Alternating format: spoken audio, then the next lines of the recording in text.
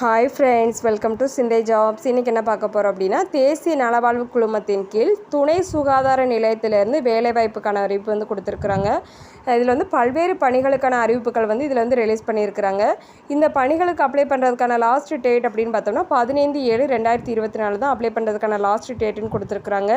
இப்போ இதுக்கான full details பார்க்கலாம். எப்படி அப்ளிகேஷன் ஃபார்ம் ஃபில் பண்ணணும் அப்படிங்கிற டீட்டெயில்ஸ் ஜாயின் பண்ணியிருக்கிறேன். வீடியோ ஸ்கிப் பண்ணாமல் பாருங்கள். நம்ம சேனலை சப்ஸ்கிரைப் பண்ணி வச்சுக்கோங்க. ஆல் அப்படிங்கிற பட்டனை கிளிக் பண்ணிக்கோங்க. அப்போ தான் நம்மளோட வீடியோஸ் எல்லாமே உங்களுக்கு உடனே ரீச் ஆகும். இப்போ இந்த நோட்டிஃபிகேஷன் பற்றிய ஃபுல் டீட்டெயில்ஸ் பார்க்கலாம்.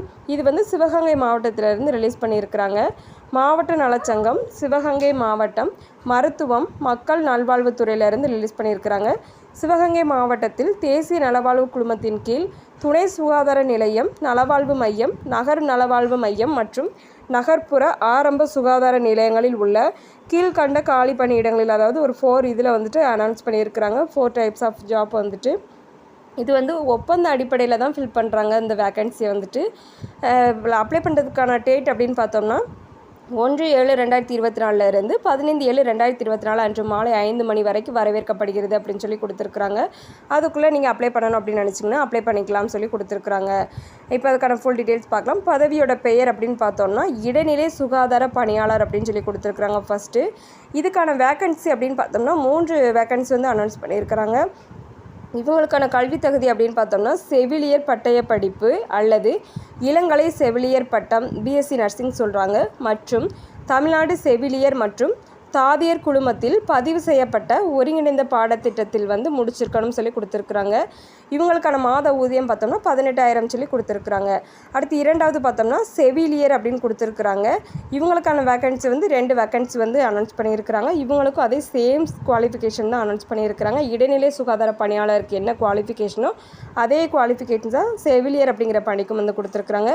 செவிலியர் பட்டய படிப்பு அல்லது இளங்கலை செவிலியர் பட்டம் மற்றும் தமிழ்நாடு செவிலியர் மற்றும் தாதியர் குழுமத்தில் பதிவு செய்யப்பட்ட ஒருங்கிணைந்த பாடத்திட்டத்தில் வந்து முடிச்சிருக்கணும்னு சொல்லி கொடுத்துருக்குறாங்க.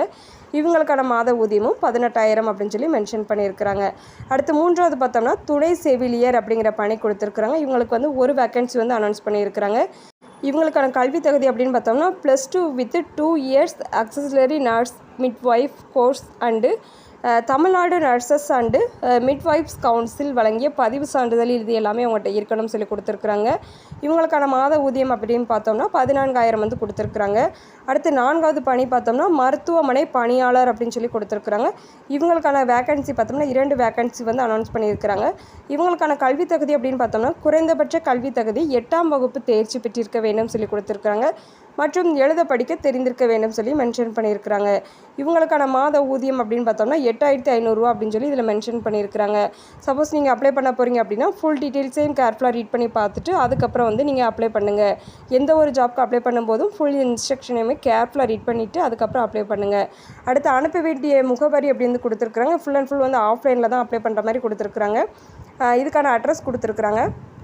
செயலாளர், மாவட்ட நலவாழ்வு சங்கம், மாவட்ட சுகாதார அலுவலர், மாவட்ட சுகாதார அலுவலகம், முதன்மை கல்வி அலுவலர் அலுவலக மேல்தளம், சிவகங்கை மாவட்ட ஆட்சியர் பெருந்திட்ட வளாகம், சிவகங்கை கொடுத்துருக்குறாங்க.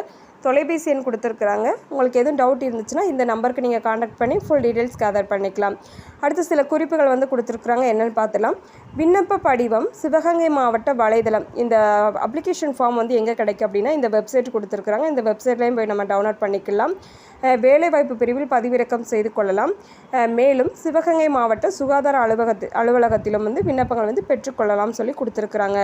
அடுத்த செகண்ட் இன்ஸ்ட்ரக்ஷன் அப்படின்னு பார்த்தோம்னா பூர்த்தி செய்யப்பட்ட விண்ணப்பங்கள் மற்றும் தகுந்த ஆவண நகல்களுடன் மேலே குறிப்பிட்டுள்ள மாவட்ட நலவாழ்வு சங்க அலுவலகத்தில் 15/7/2024 மாலை 5 மணிக்குள் நேரடியாகவோ அல்லது தபால் மூலமாகவோ சமர்ப்பிக்கப்பட வேண்டும் சொல்லி கொடுத்துருக்குறாங்க. அடுத்து 3வது இன்ஸ்ட்ரக்ஷன் பார்த்தோம்னா இந்த பதவியானது முற்றிலும் தற்காலிகமானது அப்படின்னு சொல்லி கொடுத்துருக்குறாங்க. எந்த ஒரு காலத்திலும் பணி நிரந்தரம் செய்யப்பட மாட்டாது அப்படின்னு சொல்லி மென்ஷன் பண்ணியிருக்கிறாங்க. அடுத்து 4வது இன்ஸ்ட்ரக்ஷன் பார்த்தோம்னா காலி பணியிடங்களோட எண்ணிக்கை அப்படின்னு பார்த்தோம்னா மாறுதலுக்கு உட்பட்டது அப்படின்னு சொல்லி கொடுத்துருக்குறாங்க. இந்த அப்ளிகேஷன் ஃபார்ம் எப்படி ஃபில் பண்ணணும்னு கொடுத்துருக்குறேன், வாங்க பார்க்கலாம்.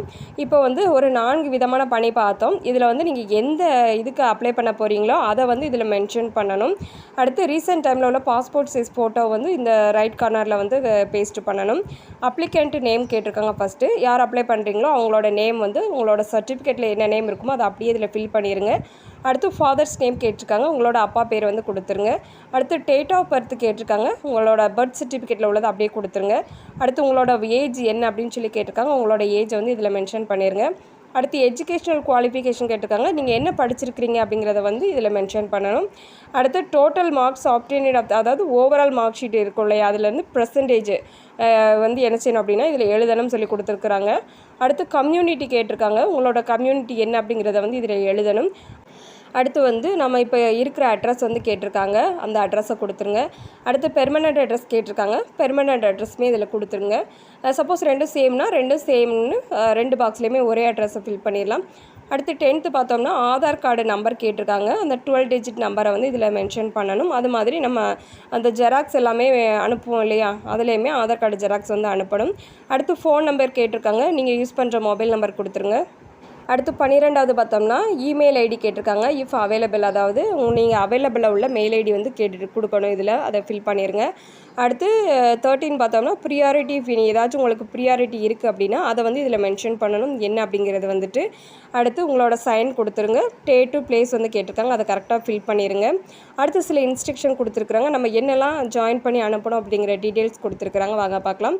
The list of self-attested document photocopies to be attached along with the filled application form கொடுத்துருக்காங்க.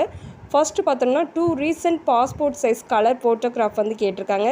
அடுத்து 2வது பார்த்தோம்னா evidence of date of birth கேட்டிருக்காங்க, பர்த் சர்டிஃபிகேட், எஸ்எஸ்எல்சி, ஹெச்எஸ்சி சர்டிஃபிகேட்லேருந்து கேட்டிருக்காங்க. அடுத்து 3வது பார்த்தோம்னா எவிடன்ஸ் ஆஃப் எஜுகேஷனல் குவாலிஃபிகேஷன்ஸ் அண்ட் மார்க்ஸ்க்கு வந்து கேட்டிருக்காங்க, எஸ்எஸ்எல்சி, higher secondary, degree certificate and mark ஷீட்டில் உள்ள எக்ஸெட்ரா, இது எல்லாமே வந்து எஜுகேஷன்ஸ் நீங்கள் அடுத்து என்னெல்லாம் படிச்சிருக்கிறீங்க, இதை தாண்டி எதுவும் எக்ஸ்ட்ரா படிச்சிருந்தீங்க அப்படின்னா அதுக்கு எல்லாத்துக்குமே என்ன செஞ்சுருக்காங்க அப்படின்னா அந்த மார்க் ஷீட்ஸ் எல்லாமே கேட்குறாங்க. அடுத்து 4வது பார்த்தோம்னா எவிடன்ஸ் ஆஃப் தமிழ் எலிஜிபிலிட்டி வந்து கேட்குறாங்க, எஸ்எஸ்எல்சி, அதாவது 10th 12th மார்க் ஷீட் படி வந்து கேட்குறாங்க. அடுத்து 5th பார்த்தோம்னா ப்ரூஃப் ஆஃப் ரெசிடென்சி கேட்டிருக்காங்க, இதில் வந்து ஒரு 5 கேட்டகரி வந்து வருது. பார்த்தோம்னா first nativity certificate issued by the revenue department கொடுத்துருக்காங்க. அடுத்து ஓட்டர் ஐடி, அடுத்து panchayat, municipality, corporation, tax receipt இது வந்து கொடுத்துருக்குறாங்க. அடுத்து ஆதார் கார்டு, அடுத்து ரேஷன் கார்டு வந்து கொடுத்துருக்குறாங்க. இது வந்து ஒரு ப்ரூஃபாக வந்து கேட்குறாங்க, இது வந்து எல்லா இதுலையுமே கேட்பாங்களே அது மாதிரி தான். அடுத்து கம்யூனிட்டி சர்டிஃபிகேட் வந்து கேட்டிருக்காங்க, இதையும் நம்ம ஜெராக்ஸ் வந்து ஜாயின் பண்ணி அனுப்பணும். அதாவது இதில் கேட்டிருக்க சர்டிஃபிகேட் எல்லாமே ஜெராக்ஸ் தான் கேட்குறாங்க, அவங்க வந்துட்டு ஒரிஜினல் கேட்கல, அதையும் நோட் பண்ணிக்கோங்க. அடுத்து certificate of character, conduct certificate இருக்கு இல்லையா, நன்னடத்தை சான்றிதழ் சொல்லுவோம் இல்லையா, அது வந்து group A or group B ஆஃபீஸர்கிட்ட வந்து கவர்மெண்ட்டில் வேலை பார்க்குறவங்கள்ட்ட வந்து வாங்கியிருக்கணும்னு சொல்லி கொடுத்துருக்குறாங்க. அது மாதிரி எப்போன்னு பார்த்தோம்னா லாஸ்ட் ஒரு 3 மந்த்துக்குள்ளே வந்து வாங்கியிருக்கணும் அப்படிங்கிற மாதிரி கொடுத்துருக்குறாங்க. அதனால் அதையும் கொஞ்சம் ரீட் பண்ணி பார்த்துட்டு அதையுமே கலெக்ட் பண்ணிக்கோங்க. அதுக்கப்புறம் வந்துட்டு சப்போஸ் நீங்கள் டிஃபரெண்ட் ஏபிள்டு பர்சனாக இருக்கிறீங்க அப்படின்னு பார்த்தோம்னா அதுக்கான சர்டிஃபிகேட், மெடிக்கல் சர்டிஃபிகேட் இருக்கும் இல்லையா, அதையும் வந்து நீங்கள் கலெக்ட் பண்ணியிருக்கணும்னு சொல்லி கொடுத்துருக்குறாங்க.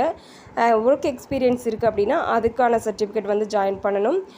அடுத்து no objection certificate for the competent authority if applicable வந்து கொடுத்துருக்குறாங்க. அடுத்து வந்துட்டு எனி அதர் ஸ்பெஷல், உங்களுக்கு வந்து ஸ்பெஷல் ஒரு தனித்திறமை அப்படின்னு சொல்லி இருந்துச்சு அப்படின்னா அதையுமே நீங்கள் இதில் வந்து ஜாயின் பண்ணி அனுப்பலாம்னு சொல்லி கொடுத்துருக்குறாங்க. இப்போ வந்து ஃபுல் டீட்டெயில்ஸ் பார்த்துட்டோம். எதுவும் டவுட் இருந்துச்சுன்னா கமெண்ட் பாக்ஸில் கமெண்ட் பண்ணுங்கள். நம்மளோட வீடியோ உங்களுக்கு யூஸ்ஃபுல்லாக இருந்துச்சுன்னா ஒரு லைக் பண்ணிடுங்க. நம்மளோட வீடியோஸை உங்களோட ஃபேமிலி அண்ட் ஃப்ரெண்ட்ஸ்க்கு ஷேர் பண்ணுங்கள், மேபி அவங்களுக்கு யூஸ் ஆகலாம். நம்ம சேனலை லைக் பண்ணுங்கள், ஷேர் பண்ணுங்கள், சப்ஸ்கிரைப் பண்ணுங்கள். Thank you friends.